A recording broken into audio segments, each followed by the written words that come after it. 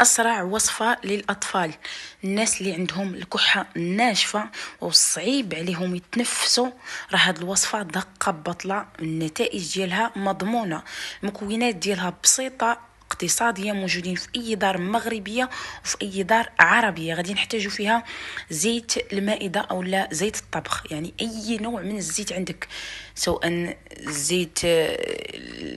زيت البلديه اولا زيت ديال الطبخ، ولكن من الاحسن انكم تجربوا الزيت ديال الطبخ، راها فعاله.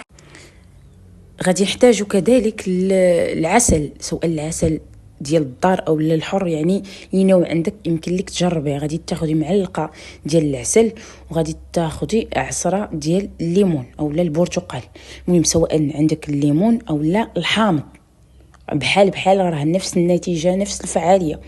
عندنا في الوصفه 3 ديال المكونات: زيت المائده او زيت الطبخ، العسل والحامض او الليمون.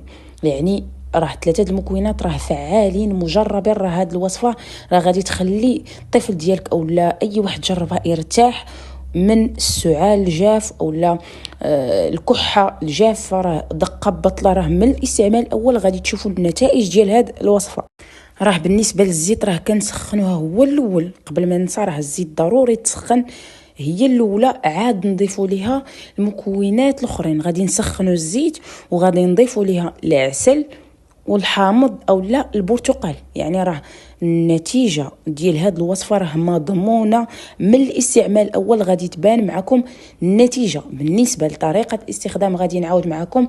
كناخذوا الوصفه ديالنا الليل، يعني راه غادي يبان معكم الفرق من الاستعمال الاول، ما غاديش تحتاجوا تستخدموها مره اخرى. يعني من الاستعمال الاول غادي يبانوا معكم النتائج ديال هاد الوصفه.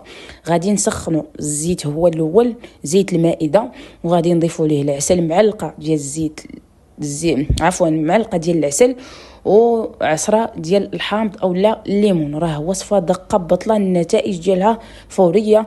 كنشكركم على التتبع ديالكم.